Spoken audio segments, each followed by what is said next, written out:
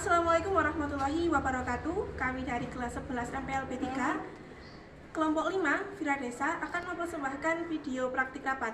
Sebelumnya perkenalkan, saya Restiana sebagai Direktur Utama, saya Nesa Priatanggraini sebagai Manajer Marketing, saya Dana Fadalia sebagai Supervisor, saya Adriana Sanova Salsabila sebagai Sekretaris, Moderator sekaligus penulis, saya Vika Ferdina sebagai Manajer SDM.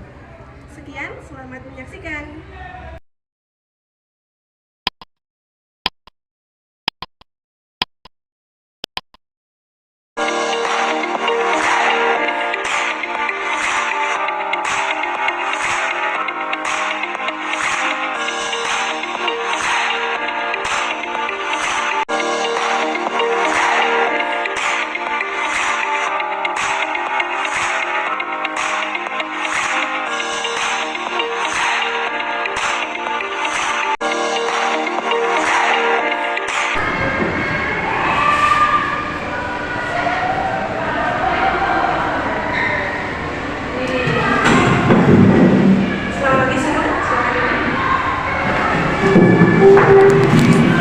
Selamat pagi kepada yang terhormat Direktur Utama PT Viradesa dan yang saya hormati para peserta rapat sosialisasi regulasi karyawan PT Viradesa.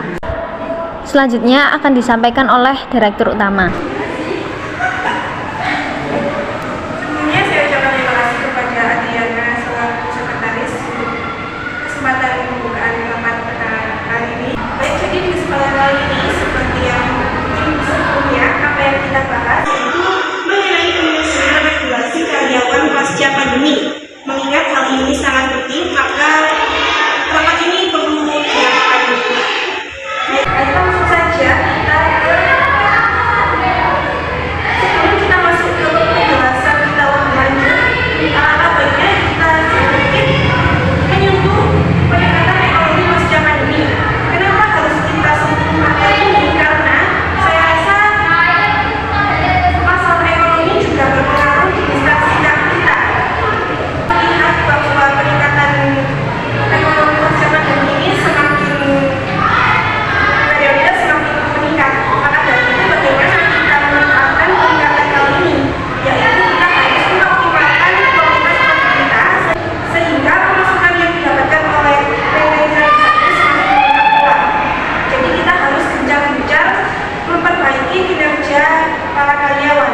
Maka dari itu kita harus membuat regulasi karyawan sebaik mungkin. Betul begitu ya, saudara-saudara.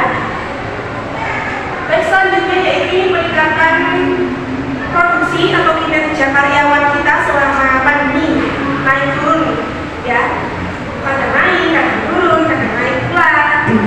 Nah, maka dari itu saya berharap antara seperti ini saya tidak mau lagi. Jadi kalau bisa statistika PT Viradesa ini akan semakin naik pula. Lantas apa sih regulasi yang harus kita tetapkan? Yaitu yang pertama, tetap menerapkan protokol kesehatan. Seperti yang kita ketahui, mungkin protokol kesehatan itu protokol kesehatan ini masih perlu kita lakukan, mengingat kita adalah suatu instansi yang bergerak dalam hal makanan. Maka dari itu seperti memakai masker, memakai sarung tangan, menjaga jarak dengan mesin atau dengan produk makanan itu masih kita perlukan, karena dengan kita tingkatkan protokol kesehatan ini maka hasil produksi kita itu akan semakin baik pula. Untuk para perwakilan divisi dan manajemen marketing, bagaimana pendapatnya untuk kali ini? izin menyanggah tentang memakai masker.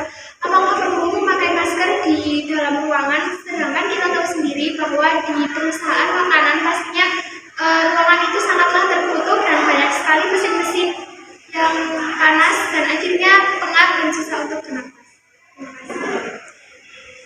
Baik, terima kasih untuk manajer marketing untuk masukannya. Apakah ada lagi?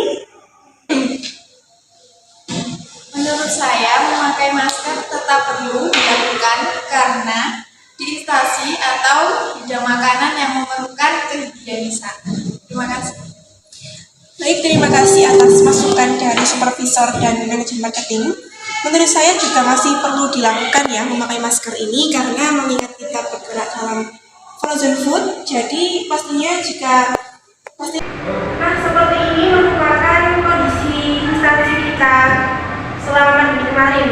Nah, saya harapkan hal ini masih tetap diberlakukan ya di instansi kita, karena seperti itu masih akan kita memakai kepala, masker, hingga baju yang sangat higienis. Jadi sebisa mungkin kita meningkatkan ke kualitas produk yang kita hasilkan.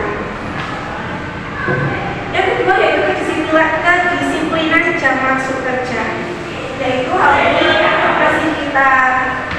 harus kita berlakukan, karena mengingat kita selama pandemi itu kita menerapkan WFH ya. Jadi takutnya setelah kita melakukan pandemi itu masih malas-malasnya karyawan untuk masuk kerja, jadi takutnya lupa masuk jam kerjanya ini jam berapa, nanti telat-telat seperti itu. Dan tentunya kedisiplinan ini juga mempengaruhi hasil produk kita. Jadi semakin telat, maka itu pengaruhnya sangat besar sekali ke instansi kita. Nah, ini merupakan grafik ketepatan waktu karyawan kita selama pandemi kemarin. Cukup baik, cuma saya pasca pandemi ini mau saya berwarna biru itu sudah hilang, jadi tidak ada angka keterlambatan lagi. Jadi semakin oke. Untuk hal ini apa ada yang dimasukkan? Ada masukan? Saya rasa tidak. Selanjutnya yaitu regulasi mengenai shift isoma dan tetap melakukan physical distancing. Ya, karena saya rasa hal ini perlu, karena semasa dulu itu kita melakukan isoma ini tidak diperlakukan shift. Jadi ketika isoma semua langsung keluar dari ruangan, itu saya rasa sangat menunjang hasil produksi, jadi semakin sedikit pula karena kita membuang-buang waktu. Jadi saya harap kali ini, setelah ini kita menerapkan shift isoma ini, kita bisa memaksimalkan waktu secara efisien dan efektif. Dan soal physical distancing ini saya rasa tidak penting, karena mengingat kita bekerja di instansi makanan lagi, kita masih perlu melakukan physical distancing, karena hal ini juga menurunkan resiko penyebaran penyakit yang lainnya. Jadi physical distancing ini sebenarnya bukan hanya untuk COVID-19. Untuk hal ini apa ini ada yang dimasukkan, saran dan kesannya?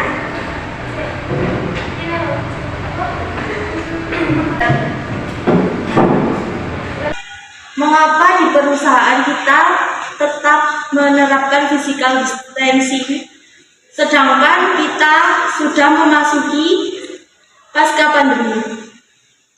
Terima kasih. Baik, saya terima saran dari SDM. Kenapa kita masih harus melakukan physical distancing di perusahaan kita? Karena saya rasa hal ini masih. Yang selanjutnya regulasi yang harus kita tetapkan, yang perlu kita ingat-ingat kembali, yang sudah kita tetapkan